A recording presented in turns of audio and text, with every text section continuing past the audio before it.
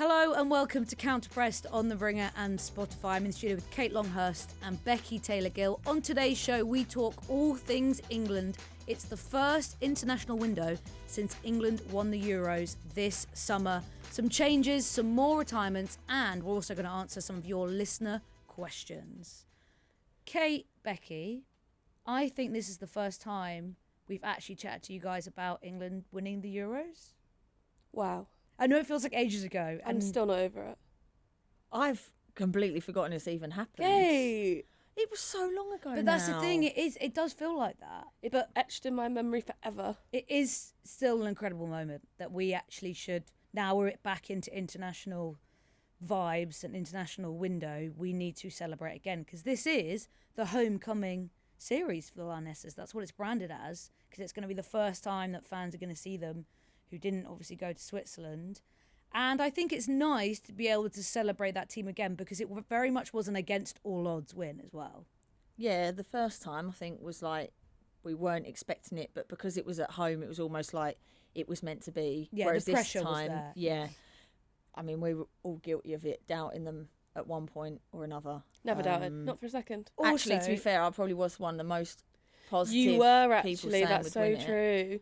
I But- kept coming to you, and you were like, "It's fine. It's going to be fine." So and you were true. always right. And it was fine. You gave us some motivational speeches in this very building, not in this studio, because it's our new studio, but next door in that little studio. We've got this because we won the Euros. Yeah, That's what that's- it is. We got It's upgraded. This was our prize. Yeah. And I mean, to be fair, there were moments in that tournament where people would have been right to expect England to lose, given they were literally seconds away Guys, from losing. remember when we were 2-0 down in the 84th minute against Sweden? That's crazy. When I think about that, I'm like, I was packing my bags ready to go. I was sat down, I was grumpy, I was like, no, it's done. It's done. It's over. Wow. You'd just come out as well, right? No, I was still in England for the Sweden game. I came out for the semi-finals. Oh, So I yeah. again got England could have me gone and home me before you and got there. producer Katie were at the Italy game together, and I will say that we were absolutely pissed. Well, Like, we were so... I don't actually remember a lot of that Italy game because Switzerland, so expensive. So what we decided to do, smart girls that we are, is buy a litre of vodka from Lidl. They only had litre bottles. I tried to buy something smaller.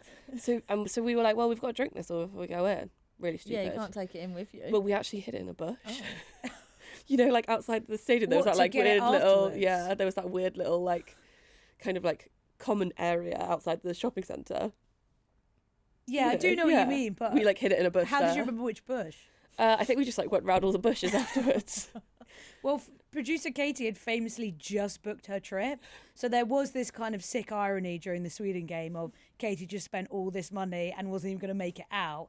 You had already planned? So I bought the semi-final tickets like ages and ages ago, and then I was like, I just can't afford it. Like, Switzerland is too expensive. It was expensive. And I just don't know if I can afford it at the moment. And then obviously I got carried away, and I was like, well, fuck it, I'm going. It was so fun, and it was gorgeous. Like, I was having so much FOMO of like the gorgeous mountains and the gorgeous lakes, and I was like, I've got to go. It was an amazing summer for fans that were lucky enough to get out there. And I know a lot of counter-pressers went out. Jesse and I were covering it. So I did miss not being in amongst it. Being in the press box isn't Being quite in the amongst same. it was very fun. But it's great atmosphere. And I actually think Switzerland did a great job as hosts, even though it cost a lot of money. I only ate little ham sandwiches that I'd made myself. Like, I bought How the did that go baguette. down? I bought some ham, and I bought some. They were really good sandwiches, but I still spent like so much money. I honestly don't know how people went out for the whole month. I remember it was such a sort of mind kind of mess that you would think, oh, 20 quid for a pizza, bargain, because you were just so warped in what like the cost was of anything. Kate, famously during that Euros, you watched a game with Andy Carroll. That was your big moment. Yeah. And that makes me so upset, Kate. You don't know how much I loved Andy Carroll when I was a teenager. And I didn't even have to pay for it. Did you chat I to got him? paid for it. Did you chat to him? A little bit, yeah. Yeah, nice guy. And then he was saying, would you take a penalty it went to penalties, and I was like, absolutely not. Oh, I wouldn't be. I would be straight out there, just like, good luck, girls. Really supporting you from the halfway line. I'll be number 11. Don't worry about that. Anyway, that's enough Euros chat. I'm sure everyone has some good memories of the summer. But now we are back for a brand new international cycle. We'll get into it after this.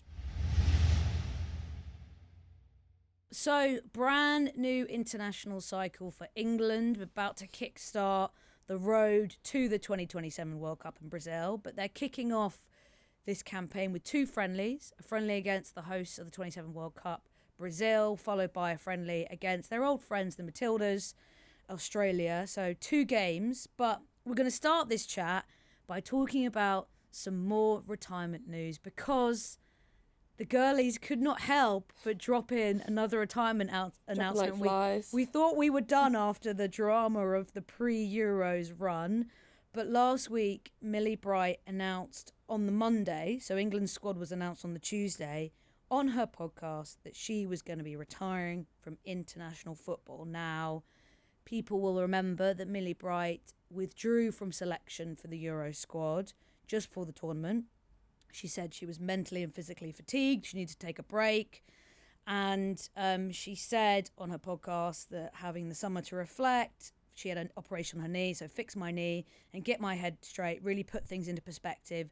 As you get older, your priorities change. I've been craving family time, time with friends, and time for myself. I'm incredibly proud and honoured to have played for England for so long. Every single cap has been special, and the memories I've made, especially with this one sat opposite me, Rachel Daly, have been some of the best of my life. So then Serena Wiegman on Tuesday did her squad announcement press conference, and there was slight confusion in the timelines because Millie Bright sort of said that she had a think over it during the whole summer. Serena Wiegman implied that there was a decision made further back than just before the latest window. It was prior to that. So that's slightly confusing, but the real fact of the matter is that Millie Bright will not be an England player anymore. And Kate, it adds another, I guess, intriguing narrative around what is this new England squad, because Mary Earps was the big exit just before the tournament. And Serena Wiegman said at that time that she wanted Earps to be part of England going forward.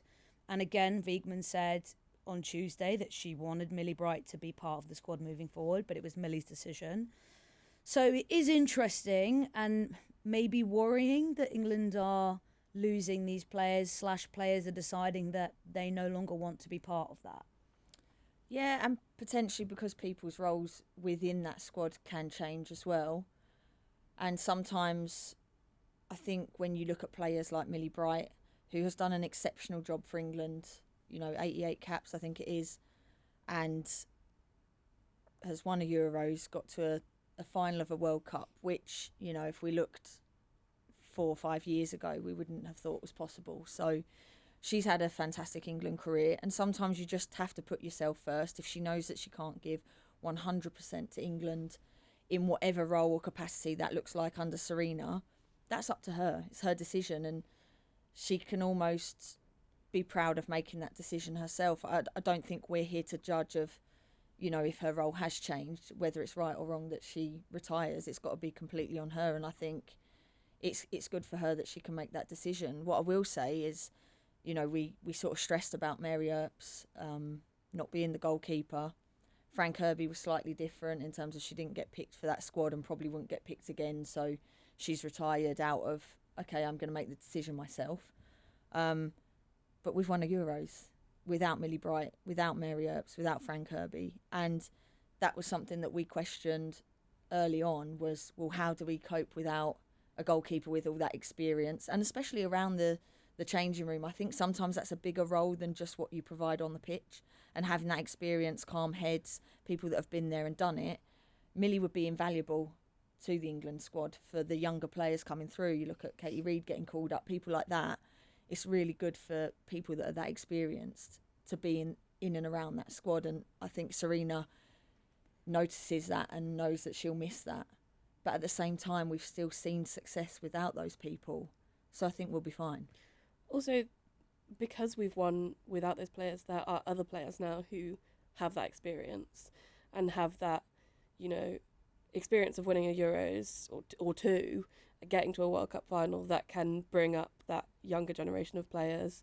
They don't have to rely on Millie Bright or Mary Earps for those things. They have other players like Aaliyah Williamson. They might be younger, but they still have like all of that experience to bring to those younger players. The timing of this is obviously much better than the timing of Earps before the tournament. Basically a week before that final squad was being announced, and obviously Millie Bright withdrew from those Nations League games at the end of May, start of June, and that kind of wasn't ideal either. So the timing of this is slightly better in terms of making that announcement. I still find it frustrating that senior players maybe don't still see a role. I agree with you, Kate, in terms of it's up to every player to make that decision.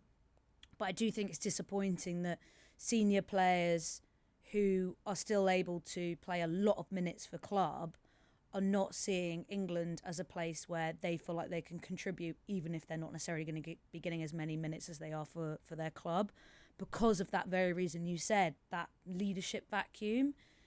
What was amazing about what England did during the Euros is they showed that they didn't need those players in a very loud way. And, you know, there were very much questions about how would England cope without Millie Bright on the pitch. And Leah Williamson had an unbelievable tournament. And, you know, Arsenal are really missing her now.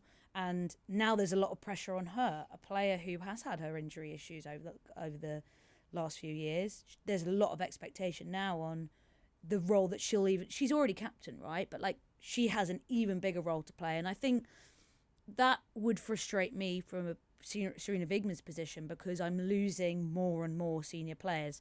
We know Lucy Bronze will play until she literally cannot anymore. She will outplay them all. She will. Katie Reid will retire before Lucy Bronze. She'll be in her 40s, but still, look at those two separate scenarios, right? You've got Lucy Bronze, who will punch someone in the face, who even will play on a broken leg. Yeah, who'll play on a broken leg and basically be disgusted if you even suggest that she might retire. And I mean that in a jokey way. She won't literally punch someone in the face, but she laughs at people. Yeah, she laughs at people who suggest that she's going to retire soon because she loves it. She will literally put her body on the line for this team. Oh, I actually just thought about Lucy Bronze retiring from England, and it's hurt me a bit. Yeah, and I get disappointed that maybe you can't have 11 of those versions. And again, I know it's up to everyone, but it doesn't sit right with me that you've got that disparity on sort of desire and team interest. And, you know, Lucy Bronze being named in this squad, she's only just come back from injury, and it'll be interesting to see how many minutes she gets. This is actually probably a good part of recovery, is getting some minutes for England, because Sonia Bonpastor will want her to be trying to come back. She's played very few minutes for Chelsea, but she's come on as a sub. But I just still look at that and I think, you know, Katie Reid started the season so well and deserves that call-up. But you're going from, you know, 88 caps, captain England at the World Cup, won the Euros, and then you're jumping down quite quickly to an 18, 19-year-old who's now got time to learn a bit more before the World Cup. But you're losing all those caps overnight. That is worrying, and England's defensive depth already feels a little thin, and we had tons of questions about this, and we'll get into it. But for me, that Millie Bright thing is just, it irks me a bit. Do you not think that it's actually, for the England setup, like the best time for her to do it? Because there's still 2 years until the World Cup. I think it's very unlikely that she would have made that World Cup squad. And so taking her out of the mix now means that Serena has those 2 years to say, okay, who am I bringing in? What is that team? How are we playing? And kind of think about the way that she wants to play with the players that she will have in 2027. I mean, we talked about this when the Earps stuff was announced, right? Is part of your job as manager, and Kate, you'll know this, I think we even asked you this at the time, is keeping senior players happy, is managing expectations, managing minutes. But there are some players in that squad, and Lotte Wubben-Moy's always been the perfect example, who never get on the pitch, but are always there. Lotte knows her role. They always contribute. But she also hasn't had the other role of what Millie's had, where she is a main player. She is, you know, if you looked at the starting lineup for the Euros, the last Euros, the Euros previous. The 2022. Yeah. So Millie Bright was always going to be centre back. Always. It was a non-negotiable. She was always going to start. When you've had that, and it's not an ego thing, as in, I don't mean she's got a big ego. I just mean in terms of like a thing where you are used to playing every single time. All of a sudden, you're asking for your role to be shifted. And I don't know what conversations she's had with Serena. I don't even know if that's a thing. She might have had a conversation and been like, you've still got a chance of starting for me. I don't know.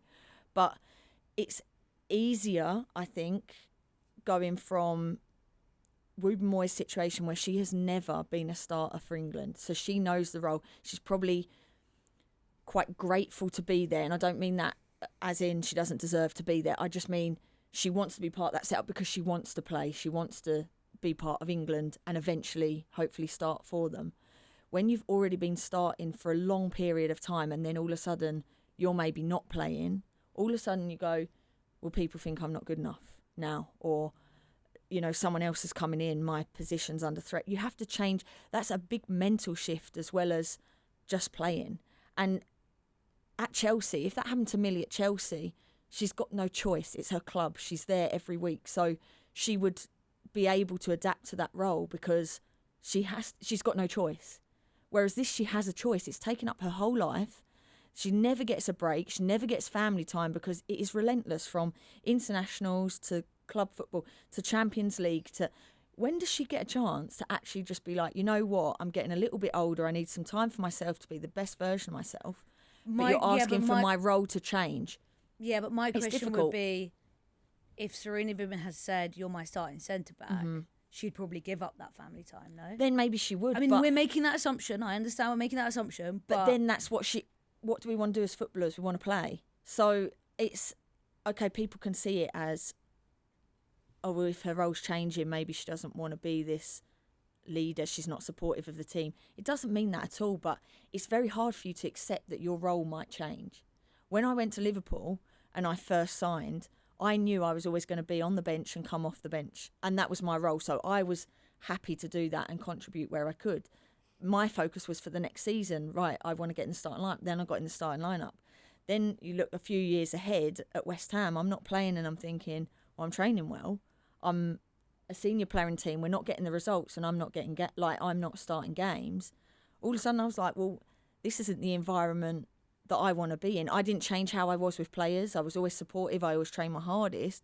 But at the end of the day, you want to get playing time. And sometimes it's very difficult to change your role within the club or country and be okay with that. And I think unless you're in that relentless nature, and I haven't been at England camp, so I can't even imagine what it's like 10 times worse and more busy. But I think until you're in that environment and the toll that it takes mentally to be prepared to be your best all the time and give your best as a person as well, that's actually a really difficult thing to handle. So I think if she can't be that person that she probably wants to be, but it's very difficult to change, then don't be there. And that's not a rude thing saying you can't, you can't do it. But if you know you can't give 100%, then actually sometimes a selfish decision is actually maybe best in the long term. I see where you're coming from, is that will you bring down the group by actually not being the best version of yourself because of a potential role change? I think it's less selfish. I think it's actually quite difficult to know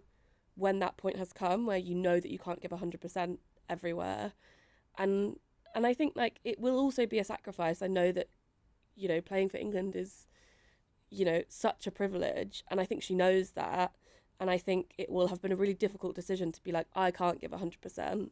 And that's just also getting older as a player. You know that you can't give 100%. And that's also, I imagine, quite difficult to deal with because you're like, oh, I used to be able to do this. And now my body, it won't let me do it as much. And so I think it's quite a powerful decision to say, look, I can't give 100% everywhere. What I think is a real shame about Mary Earps and Millie Bright is that they didn't get that chance to go out on a high. And I think they kind of gave that up. I know that Ellen White, Jill Scott, they got to retire in like a fairy tale way. You win the Euros, you retire. Like, that's the dream. And I know that's really difficult and that doesn't always happen. And retiring isn't always going to be a fairy tale ending.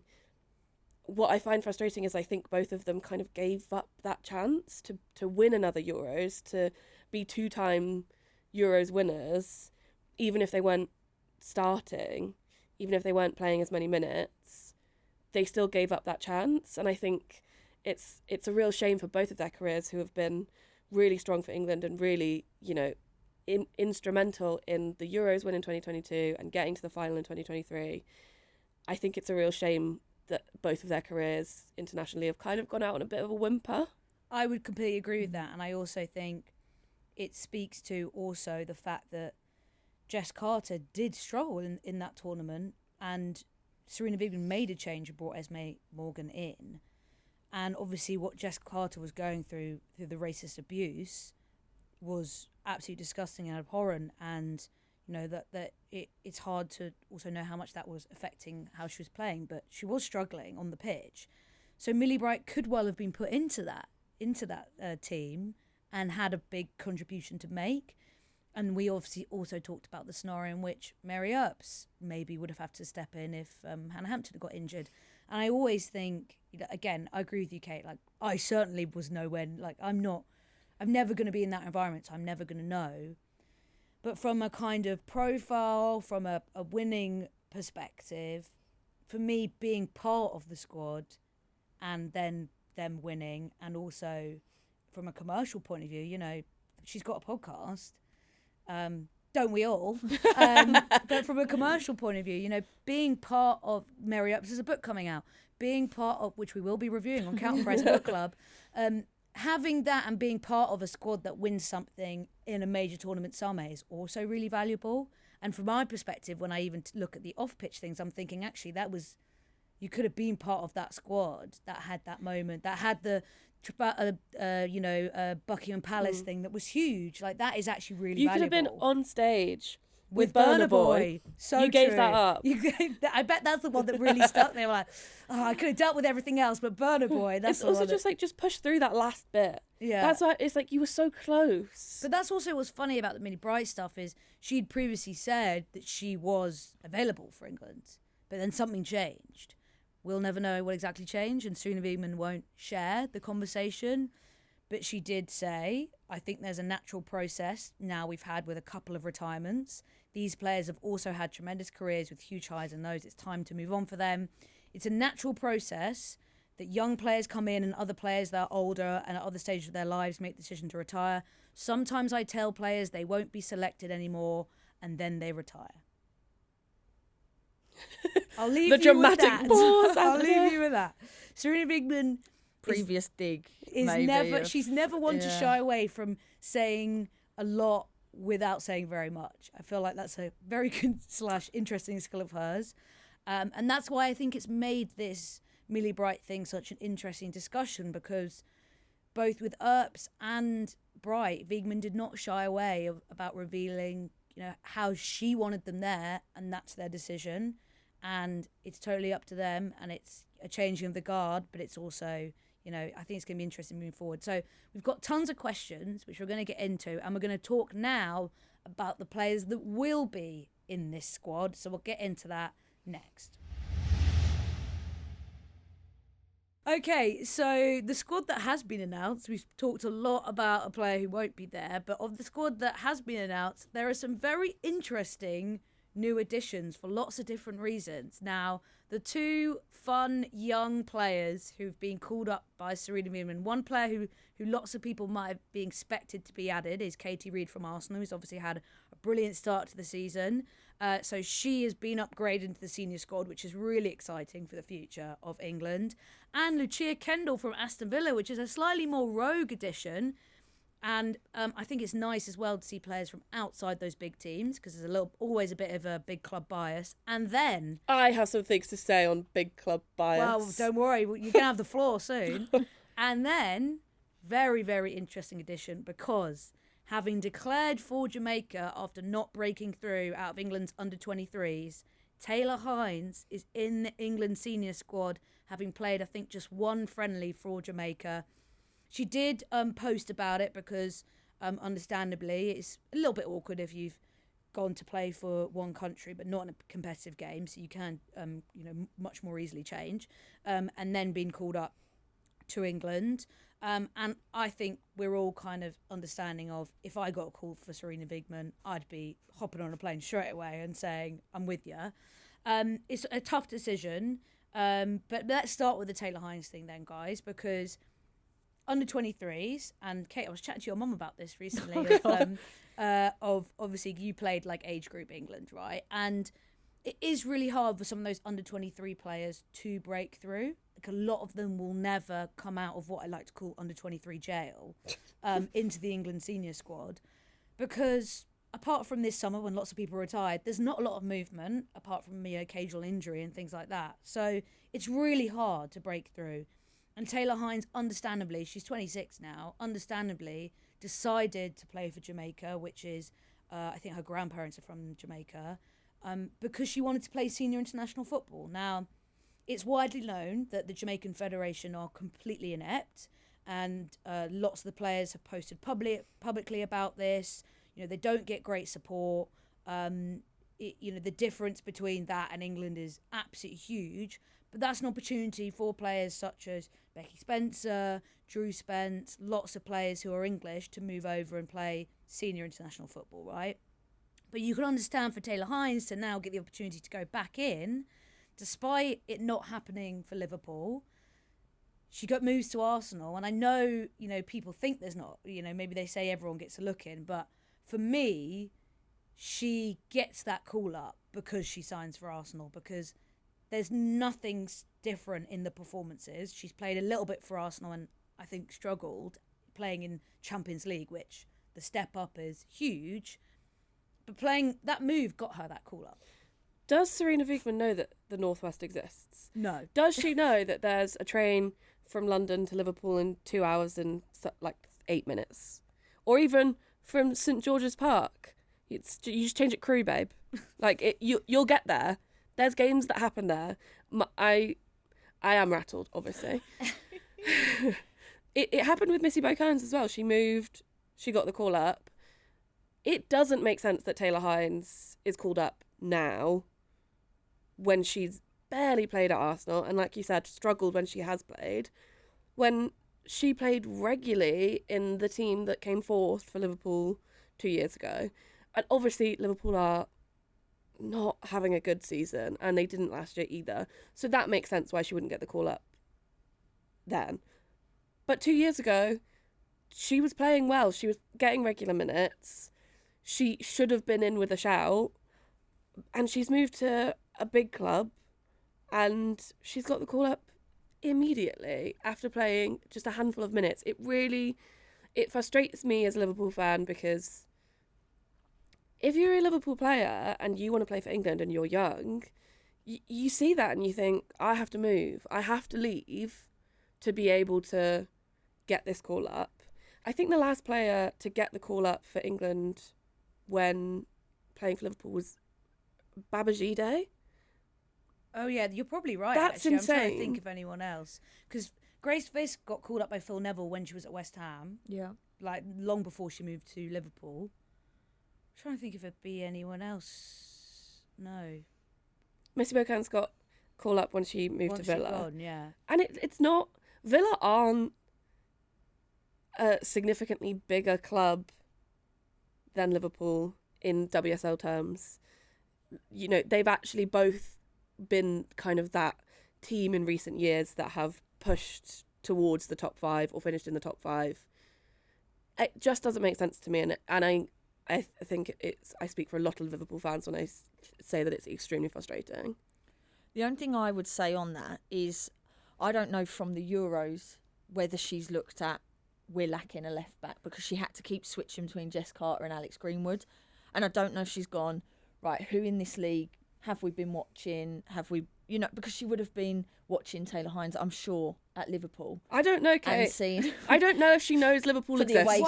away games in London. When they play we'll against get Arsenal. Serena on the pod, and we'll this will Have be you top heard question. of a city called Liverpool? We don't care about the World Cup cycle. We've got to ask you, have you seen Taylor-Hines play at the Anyone, have you seen Totally Wicked Stadium. Have you vaped at the Totally Wicked Stadium, Serena? More If not, importantly. come with me. I'll get you down there. That's the only thing I can think of agree is with that you. she's gone. But do you not think that We're was a lacking- problem before It the Euros? was, but then I also think But we were crap. in then. her We head were crap then. she had that Alex Greenwood would be the left back and Jess Carter could be the left back backup, and you'd have Millie Bright as the centre back. You know, like there was more options defensively. There is a world shortage of fullbacks. This is, this is the state of the game. England aren't the only ones, but England are, like, a lot of the questions we had from listeners were about fullback next gen, because you look at left back and right back and it's not looking great. And I think I can understand if Serena does that thing where she's like, oh, it's worth a look. I am concerned if I would be concerned if I'm Taylor Hines, because it's fine for these games because it's only friendlies, but you don't want to screw yourself by getting a competitive cap and then you don't make the World Cup squad and then it becomes a whole nother ball game to try and switch. But I also think you can't go, I'll go play for Jamaica, I'll And go then play go for England, back, then I'll go back to Jamaica. No, you can't you'd do have that. to I take think the L. she had to think, It's now or never. Exactly. She's 26. Is this the opportunity that I want? This is it. Because I'd forgotten about Niamh Charles as well, because obviously she'd Niamh been Charles, yeah. injured. So really, when you're looking at two potential left backs, I mean, Niamh Charles wasn't even a left back like 2-3 years ago, but obviously did really well there for Chelsea. So I guess them two are similar age. Maybe they're the two that are going to battle it out in the future. It's always worth a look. It's always worth a look.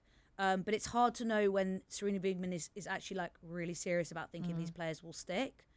But given the lack of depth in the fullback area, I guess for me is the harsh reality of, even if she likes the look of Taylor Hines, do we think that Taylor Hines is good enough to start for England at a major tournament? Right now, I would say no. I think Taylor Hines, we spoke about this in the Arsenal context, is a brilliant outside the top four fullback. She's kind of versatile. She's pretty good. She works hard. She's technical. She's kind of a all-in-one product. But I don't think she's good enough to start in a team in the top four. And that's not necessarily. That's the point. She's not starting. And that's not and necessarily so how do you a step bad up thing. from not starting for your club, which is, a big club in the top four consistently, to trying to start for England? And once Niamh Charles comes back, once those options are there, how is she proving to Serena Wiegman that she should start in that England 11? And you can't when you're not starting for club. She doesn't have the opportunity at club. She's had minimal minutes so far. She doesn't have the opportunity to show that she is good enough. Yeah, I think it's maybe Serena Wiegman is kind of 4D chessing a lot of the time, because Rachel Daly, when she played her at left back, that's not what anyone saw coming. So when you think you don't understand what Serena Wiegman's doing, she kind of has the last laugh always. But we have also seen the Jess Naz experiment of it all, where she invites people into camps, they have a couple of windows, and then she kind of says, you're not good enough. And with Jess Naz, it was also kind of clear that she probably wasn't going to be able to make that step. But again, a player who'd made it all the way through all the different age groups, and Serena Wiegman wanted to give her a chance. Now, Missy Bowes-Kearns has kind of had that, but was a standby player for the Euros, and it seems like Serena really likes her, so maybe it can stick, and maybe Tyler. So she knows Scouse people exist. Yeah, maybe Missy Taylor Hines could will talk be... about the city that she's from with Maybe her. we should just share a few. Have you ever seen a lamb banana, Serena? Would you like to? Have you heard of the Beatles? She must have heard of the Beatles. I don't know. Next press conference, first question. But maybe Taylor Hines is realistic, more of one of those standby squad players, and having that as depth is okay if it's not about starting. I guess it is so hard because there are very few fullbacks out there, which leads us on to a hot question on the counter-press question box, Maya Letitia, because the discourse will never end about Serena Wiegman saying that she only sees Letitia as a right back, despite her playing and I know United tweeted about this. Unchic. 99%. Can we just talk about that tweet? Unchic. I do think it's a bit unchic as well. It's just, come on, like, you don't get involved. Don't get involved. Because does it make it a bit awkward for her? Yeah. As well, you know, do you like, think she's they got cleared her it with club her? Yeah, and also when you ask, She got Do you like, think? Do you think "All she right, was Serena." like, go on, tweet it? Yeah. No. well, when we did the pre-Euros media day, and that was obviously just after the Bright news had dropped, all of us were asking Mel Letitia, like, does this mean now you're going to maybe step into a centre-back role? And she was very clear, no, Serena Wiegman has still told me every single camp, I'm a right back. And also, that's also Maya Letitia's decision whether she wants to. Next international retirement. But I also that's think her for decision whether her- she wants to do that. If she could, I mean, I don't think she would, but she could say to Serena, I don't want to play right back. But she wants to play for England. And if I was given the chance to play for England in a position that I didn't want to play in or not play at all, and I was a professional footballer, obviously that's, well, I am. I played for Chelsea famously. Yeah. I'm sorry about the injury, by the way. Thank you. I would play. If I knew that I would get on the pitch, I would play wherever she wanted me to play. And also, Kate, you go because there's the carrot of what if. We've seen her play at right back for England in various international games, but also what if, as we're dealing with the situation now, even though Wiegman has still been saying right back, no Leah Williamson, no Millie Bright. You've got Jess Carter coming off the back of a long NWSL season as well as the Euros, so she physically must be going through it. Lotta Moyes not played a lot of minutes. Esme Morgan, who had a good Euros, decent NWSL season. There is actually kind of a slot from her, so you never know what we might see in these next two games. It's just one position over. You just got to run a bit more up the sides. It's fine. But what I think frustrates me is she's so good in that position. It's almost like that frustrating waste of a player who's so calm, so good on the ball, captain of her club in that position. But I guess we're not going to know until she plays, because she hasn't actually really played for England at centre back or right back. No, she hasn't. So we're not actually going to know. She's played a handful of games at right back. I think as well, though, long term, she might be thinking, I know we joked about it, like Lucy Bronze is going to go till she's like 300, but actually long term, that's a place for her. Is there now a place up for grabs at right back? Yeah. So do I bide my time and be patient of, okay, this is what she wants and I'm not really going to question it? Because also, you don't really have a right as a player to go to the manager, well, I'm going to play here, not at international level. Serena, Club level, I know you've won different. Basically everything. Well, that's the thing. You won 2 Euros. I'm going to with be us. your centre back. She's won 3 Euros in a row. And this is the thing. And I think maybe before the last Euros, when we were getting a bit nervous, we were questioning Serena a bit. Obviously, she's an incredible manager and she knows what she's doing. She's won 3 Euros in a row with 2 different teams. I don't think many people backed us, especially after the first few games, to win that Euros at all. She is a genius. You do just have to trust her at some point and be you know what you're doing. I know. I will. Yeah. I am all for trust the process, Serena, because, like I said, she always does have the last laugh. But then we had a lot of luck in that tournament when we should have lost the game, and it was kind of... No, but it's not luck. It's you genius. Make your own luck. Exactly. Yeah, I mean, it is Michelle Adjuman, really. But, and who picked her? Yeah, it's true. Exactly. It's true. I think Case these closed. next 2 games are going to be really interesting because traditionally Wiegman's approach has been sometimes not get players on the pitch to kind of warm them up and give them minutes. But because of the injury, she actually kind of has to do that in this window, which I think is good. I think that's good for the squad. It's early in this cycle against 2 good teams. Obviously, they've got a game against China coming up, but these are 2 strong teams that even if it's not the best performances, I think people will understand given the injuries. But I think that's kind of exciting to maybe see what she can get out of some of these other players. Another player I want to talk about is Lucia Kendall, who was probably the biggest surprise for a lot of people. Can I admit something? Yeah. Never heard of her. Wow, the disrespect. No, that's me not being But she's not someone that's like and you in you your just face, went on in a and around the lecture media, about is she? big club bias and Liverpool, and then you're I'm like, not the England manager. well, come on. If I was the England manager, maybe I'd know Lucia Kendall. But Kate, it is exciting to see these kind of fresh faces as well coming in. Serena loves bringing in like one or two youngsters, doesn't she? You already said it about it. I actually saw her playing for Southampton. So when I went to Charlton, I really I didn't have a chance of watching much Championship football, but obviously then I was playing in that league. So when we would do analysis or clips or things and watching games, I didn't know who she was either. Can you actually, because I'm sure I represent people out there and they don't know who she is either. Where does she play? Centre mid. How old is she? 21, 22? I don't know. She's quite young. Tell me about her. She came through Southampton, played over 100 games. She's 21. 21. 21, Okay. I okay. wasn't far off.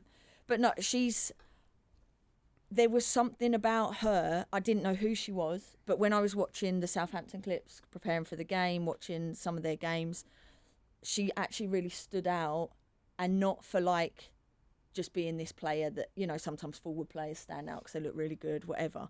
Just the way she actually moved across the pitch, the way that she could drive with the ball, but also her level of passing, really clever the way she received the ball to break lines.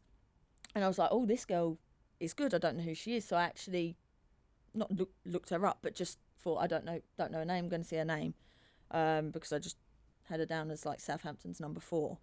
And yeah, I couldn't believe she was so young. I thought, this is someone that could potentially play WSL. Not that you're thinking too much into it, but she just looked a class above all the other midfielders that were playing in the games that I was watching.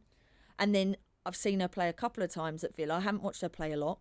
She played against Arsenal, and I thought she had a really good game. Just like, for someone so young to be able to control the game so much, position other people, the way she would pick up positions to break up play, but play it simple to other people, but when there was space to drive into, she could actually go into it. And like, I just love the weight of pass, things like that. It's like, sometimes, especially when you go lower down the leagues, there are things that you lack. It's like, just the ball getting to a player is good enough, when no, it's actually how you give it to them. Can you allow them to turn on their first touch?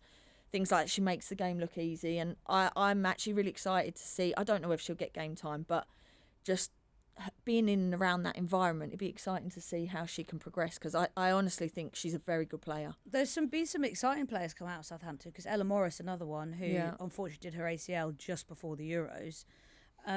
She has been lined up as a Lucy Bronze fullback successor. Obviously, she's now recovering from that injury, but she is someone that if she was fit, Serena probably would have called up. She probably would have been starting for Spurs as well.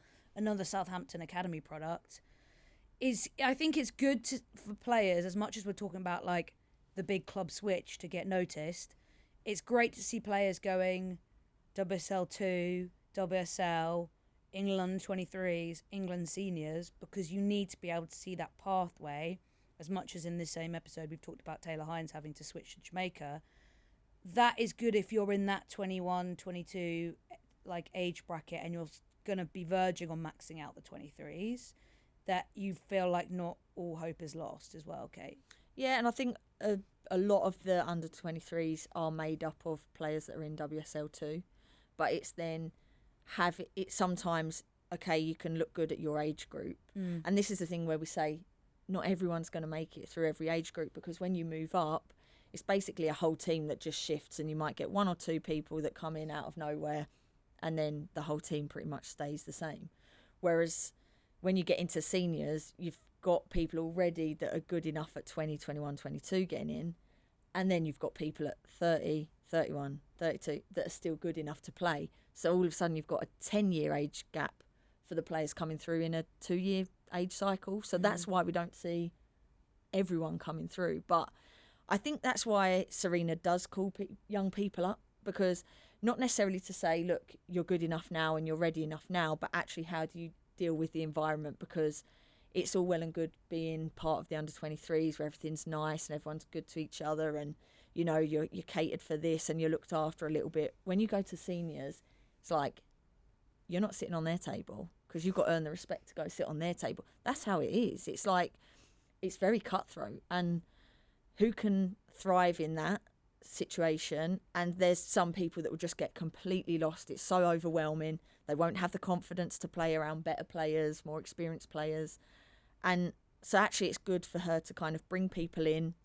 She'll have a look at them. And that's why, unfortunately, you've seen some people with promising careers, and not saying they're going to be written off, but they come in and she probably thinks they can't deal with this environment, and then they're back out and you don't see them again. And so it will be very interesting to see how these young players do. But when you've got people like Katie Reid already at Arsenal, she's actually already used to that environment, so it might not be as big of a culture shock to her. Whereas when you come from Southampton to Aston Villa to then the England seniors, that's a bit more of a bigger jump. So Who was the top table at West Ham? I don't think, do you know what, at my clubs it was just everyone together, but I've just heard from international football it's a bit more like you're the new player, you're not instantly like, all right everyone, You're so it's nice just like, that you would just let anybody. Kate said sit we've with got you. no hierarchy here. but it shouldn't be like that. No, at club I football, agree, should I it? agree. And you know, hopefully not international, but sometimes it's just like, I'd rock up we're there. already here, Lucy, you've got budge over. That's what I'd be like. Teams and groups naturally get cliquey. Like Yeah. that's always happens in team sports. Like elite environment is no different. We've talked a lot about defenders and you know, the male Letizia situation, everything, which was a lot of the questions. But Sophie has sent a question about goalkeepers, which we did briefly mention, but the reality is Hannah Hampton is the only goalkeeper in this little trio that has any senior international minutes. You've got Kiara Keating, who is part of a bit of a City goalkeeper rotation, and Anna Morehouse, who's at Orlando Pride.